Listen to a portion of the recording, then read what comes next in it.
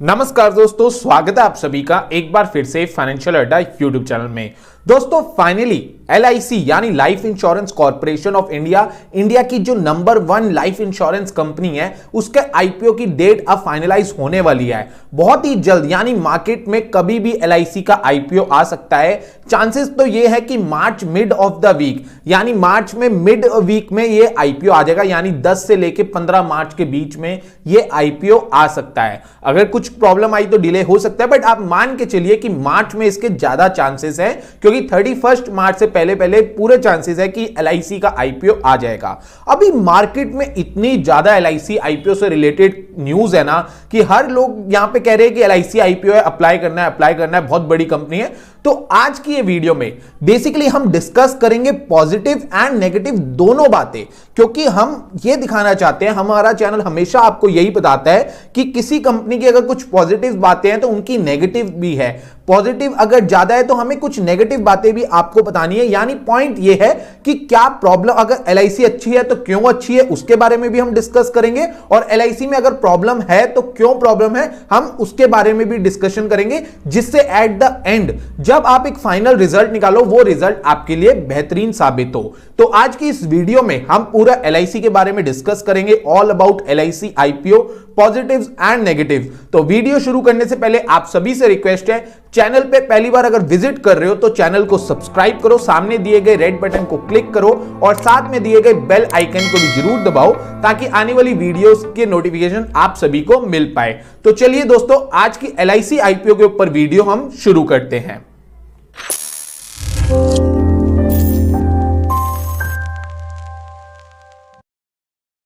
सबसे पहले यहां पर हम बात करेंगे आज के कंटेंट्स के बारे में, यानी आज हम क्या क्या टॉपिक डिस्कस करेंगे। तो हम बात करेंगे LIC IPO की फैक्ट्स के बारे में, LIC कंपनी हाइलाइट्स के बारे में, why should you apply for this IPO, हम क्यों इस IPO में अप्लाई कर सकते हैं। फिर हम बात करेंगे नेगेटिव ऑफ LIC IPO, फिर हम बात करेंगे पॉलिसी होल्डर्स के लिए कैसे डिस्काउंट मिलेगा और वो उसको कैसे हमें लिंक करना है अपना पैन कार्ड अपनी पॉलिसीज के साथ, और उसके बाद हम बात करेंगे स्वॉट एनालिसिस की। तो ये कुछ हमारा कंटेंट है आज का। अब बेसिकली स्टार्ट करते हैं हमारी वीडियो, और सबसे पहला पॉइंट हम यहां पे रखेंगे की फैक्ट्स अबाउट LIC IPO। तो साइज की बात करूं, अभी मार्केट में साइज यहां पर डिसाइड नहीं हुआ है, बट आप एक बात मान के चलिए, LIC IPO का साइज 70,000 करोड़ से लेके 1 लाख करोड़ तक का हो सकता है। तो साइज ये सबसे बड़ा IPO होगा इंडिया का। अभी तक सबसे बड़ा IPO जो था वो था पेटीएम, जो लगभग 17-18 हजार करोड़ के आसपास था, बट जो LIC IPO आएगा वो 70,000 करोड़ से लेके 1 लाख करोड़, यानी 70,000 करोड़ टू 1 लाख करोड़ तक का ये IPO हो सकता है। और आफ्टर लिस्टिंग जो इसकी वैल्यूएशन लगाई जा रही है वो लगाई जा रही है 15 लाख करोड़। तो आफ्टर लिस्टिंग ये नंबर 1 कंपनी भी इंडिया की बन सकती है। अभी रिलायंस इंडस्ट्रीज है। तो सेकंड पॉइंट आता है स्पेशल कोटा। इस जो IPO है हमारा LIC का, यहां पे स्पेशल कोटा होने वाला है for existing LIC policy holder. उनके लिए यहां पे एग्जिस्टिंग जो पॉलिसी होल्डर है उनके लिए स्पेशल कोटा है। फॉर एग्जांपल कोटा का क्या मतलब हुआ यहां पे, तो जैसे कि अगर मैं एक रिटेल इन्वेस्टर हूं और मैं LIC IPO में अप्लाई कर रहा हूं और शेयर है, हम एग्जांपल लेते हैं 1000 रुपीज का, तो मेरे को तो शेयर लेना है 1000 रुपीज के हिसाब से, बट LIC क्या करेगी, जो उनके पॉलिसी होल्डर है, एग्जिस्टिंग पॉलिसी होल्डर है, उनके लिए वो क्या करेगी, स्पेशल डिस्काउंट रख देगी। तो जैसे मैं हूं रिटेल इन्वेस्टर, मेरे को तो 1000 का ही 1 शेयर मिलेगा, बट जो पॉलिसी होल्डर है LIC का, उसको शायद 900 में भी मिल जाए, शायद 800 में भी मिल जाए। तो ये स्पेशल डिस्काउंट वहां पे रखा गया है पॉलिसी होल्डर्स के लिए, और इसी के लिए पैन कार्ड लिंक कराना है, जिसको मैं आखिरी में आपको जरूर बताऊंगा। अब पॉइंट करते हैं कि डेट के बारे में, तो कमिंग सून है, पूरे चांसेस है कि मार्च 2022 में मिड ऑफ द मार्च ये IPO आ जाए। अब हम बात करेंगे अबाउट LIC, यानी LIC मतलब life insurance corporation of India. LIC is the only government owned insurance provider company. ये गवर्नमेंट की ओन्ड प्राइवेट जो लाइफ इंश्योरेंस कंपनी है, गवर्नमेंट कंपनी है, और ये only government owned insurance provider company है। It is the largest company in Indian insurance space with a market share of above 64% in terms of premium and 66.2% market share in terms of new business premium. तो ये point है कि यहां पे इनका जो market share है in terms of premium की अगर मैं बात करूं तो वो 64% के आसपास है, और 66% मार्केट शेयर है इनके पास न्यू बिजनेस प्रीमियम के। तो न्यू बिजनेस प्रीमियम आप ऐसे समझिए, हर साल अगर एक कंपनी जैसे लाख रुपए का मार्केट में लाइफ इंश्योरेंस सेक्टर में प्रीमियम आ रहे हैं, तो लाख रुपए में से 66,000 का जो प्रीमियम है वो LIC लेके आ रही है। इस तरह से आप समझिए कि LIC के पास काफी बड़ा मार्केट शेयर आज के दिन में भी है। गवर्नमेंट की ये कंपनी है और गवर्नमेंट ही इसे 100% अभी तक इसको ओन करती है। The company offered participating insurance products, non-participating products, that is unit link insurance products, saving insurance product, term insurance product, health insurance and annuity and pension product। तो काफी वाइड डाइवर्सिफाइड पोर्टफोलियो है LIC का। बहुत सारे product जो हैं LIC यहां पे प्रोवाइड करती है अपने पॉलिसी होल्डर्स और अपने कस्टमर्स को। तो अब मैं बात करूंगा पॉजिटिव्स पॉइंट की। पॉजिटिव्स में हम आपसे बात करेंगे सबसे पहले इनकी कॉम्पिटिटिव स्ट्रेंथ की। तो कॉम्पिटिटिव स्ट्रेंथ यहां पे आ जाती है leading insurance provider company in India and fifth largest global insurance by GWP। यहां पर हम बात कर रहे थे स्ट्रेंथ्स के बारे में, तो स्ट्रेंथ में पहला पॉइंट हो गया। अब दूसरा पॉइंट है a range of life insurance product to meet varied insurance needs of the individual. तो हर एक टाइप की जो इंश्योरेंस नीड है यहां पे क्लाइंट की, तो LIC ने उसके रिलेटेड प्रोडक्ट बनाया हुआ है। Strong omni channel distribution network है। इनके पास इस टाइम 13.5 लाख एजेंट्स हैं, 3,463 एक्टिव माइक्रो इंश्योरेंस एजेंट है, 174 ऑल्टरनेट चैनल है और बाकी काफी सारी चीजें हैं। तो ये एक इनकी कॉम्पिटिटिव स्ट्रेंथ है। फोर्थ यहां पे कॉम्पिटिटिव स्ट्रेंथ आ जाती है largest asset manager in India with established financial performance track record. और ये बड़ा, सबसे बड़ा लार्जेस्ट जो है एसेट मैनेजर है इंडिया का, और इससे बड़ा मतलब अभी कोई भी डोमेस्टिक इंस्टीट्यूशनल इन्वेस्टर इंडिया में नहीं है। ये सबसे बड़ा इन्वेस्टर है। फिफ्थ पॉइंट आ जाता है highly experience and qualified management team, और काफी एक्सपीरियंस और क्वालिफाइड मैनेजमेंट टीम है LIC की।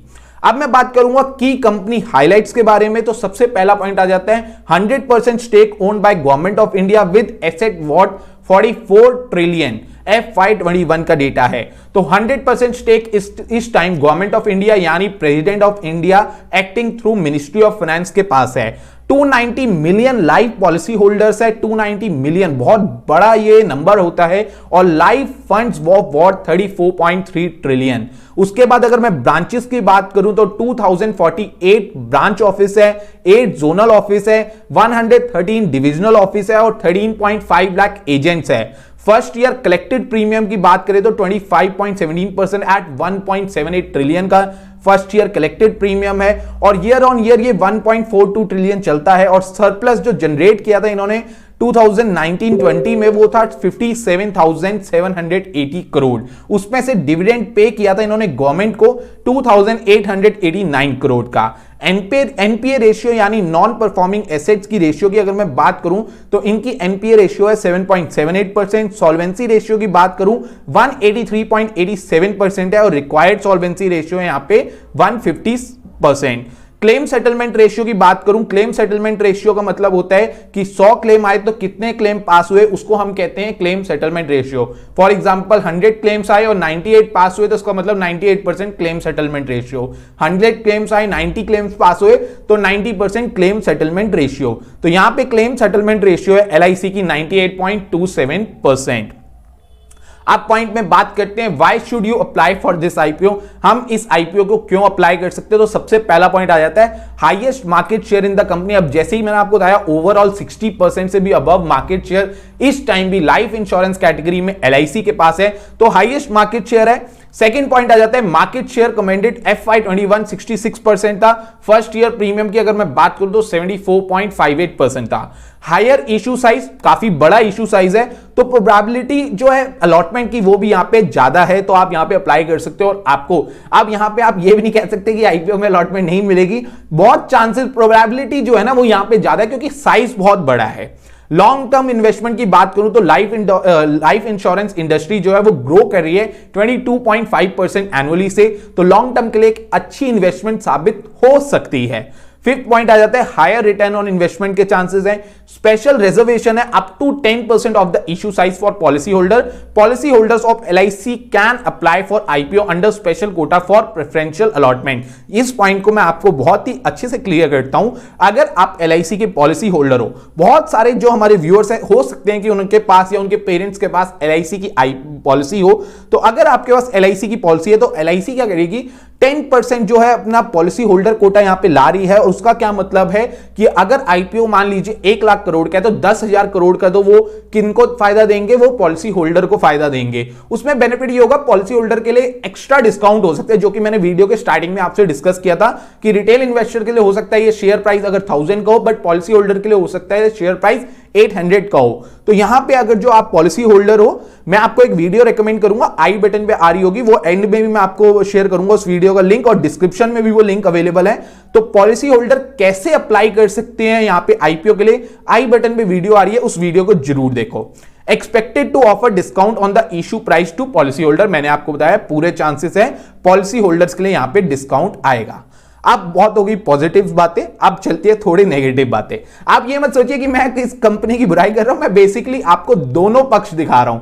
मैं कंपनी के यहां पे दोनों पक्ष दिखाना चाहता हूं कि अगर कंपनी बढ़िया है तो बढ़िया क्यों है, और अगर कंपनी में प्रॉब्लम है तो प्रॉब्लम क्यों है। हमें दोनों चीज समझनी है, फिर हम जब कोई डिसीजन लेते हैं तो वो बेस्ट डिसीजन हमारा माना जाता है। नेगेटिव्स की बात करूं तो वीकनेस, सबसे पहले अगर जो एलआईसी की वीकनेस है ना, life insurance is a competitive industry. अब देखिए, जब तक तो प्राइवेट इंश्योरेंस कंपनीज नहीं थी, लगभग 2000 तक कोई भी प्राइवेट इंश्योरेंस कंपनीज नहीं थी, तो एलआईसी ने बहुत बड़ा मार्केट कैप्चर कर लिया। इसी की वजह से हो सकता है कि आज तक वो चीज चलती आ रही है।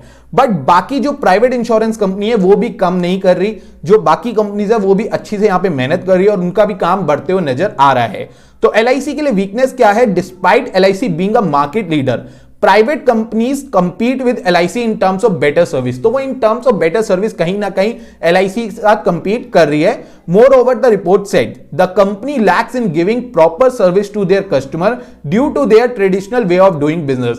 अभी देखिए, ऐसा पॉइंट क्यों मैं यहां पे ला रहा हूं, क्योंकि जो प्राइवेट इंश्योरेंस कंपनी है वहां पे जो थोड़े उनके एम्प्लॉइज है वो कहीं ना कहीं थोड़ी यंग जनरेशन है, तो वो कुछ अलग चीज लेके आ रहे हैं वहां पे उनकी लाइफ इंश्योरेंस कंपनीज में। तो उसकी वजह से जो एलआईसी है वो प्रॉपर सर्विस नहीं दे पा रहा, क्योंकि वो थोड़ा ट्रेडिशनल वे में चल रहा है, एक ओल्ड वे में चल रहा है। बट मेरे को पता है कि एलआईसी कहीं ना कहीं इस चीज को भी कंपीट आगे कर लेगी, क्योंकि बहुत बड़ी कंपनी है, इतनी जल्दी अपना मार्केट शेयर डाउन नहीं जाने देगी। सेकेंड पॉइंट आता है कि LIC is also one of the largest employers in the country and shouldering this responsibility of enabling employment it rarely invest in technology to improve its efficiency. अभी LIC जो है वो one of the largest employer है country की, और उसके shoulders पे बहुत रिस्पॉन्सिबिलिटी है टू एम्प्लॉयमेंट जनरेट करने की। इसी की वजह से वो कहीं ना कहीं टेक्नोलॉजी में अपनी जो इन्वेस्टमेंट है ज्यादा नहीं करती, और उसकी वजह से उनकी एफिशिएंसी इंप्रूव नहीं हो रही। Plus the government often intervenes in the business where maximum growth and income is involve. और गवर्नमेंट वहां पे थोड़ा सा इंटरवीन, मतलब वहां पे थोड़ा इंटरफेयर करती है जहां पे मैक्सिमम ग्रोथ और इनकम इन्वॉल्व होती है। The report said this affect the decision making and utilization of its resources. तो कहीं ना कहीं एलआईसी को डिसीजन मेकिंग और यूटिलाइजेशन ऑफ इट्स रिसोर्सेज में कहीं ना कहीं प्रॉब्लम फेस करनी पड़ती है। थर्ड इनकी वीकनेस है, as compared with private players LIC's expenditure on advertisement is low as shown by the quality of ads and content they create. तो कहीं ना कहीं ये पॉइंट जो है कि एलआईसी की जो एडवर्टीजमेंट है वो बाकी से कम है प्राइवेट इंश्योरेंस कंपनी से, तो ये एक इनकी वीकनेस है जहां पे एलआईसी को अभी काम करना होगा।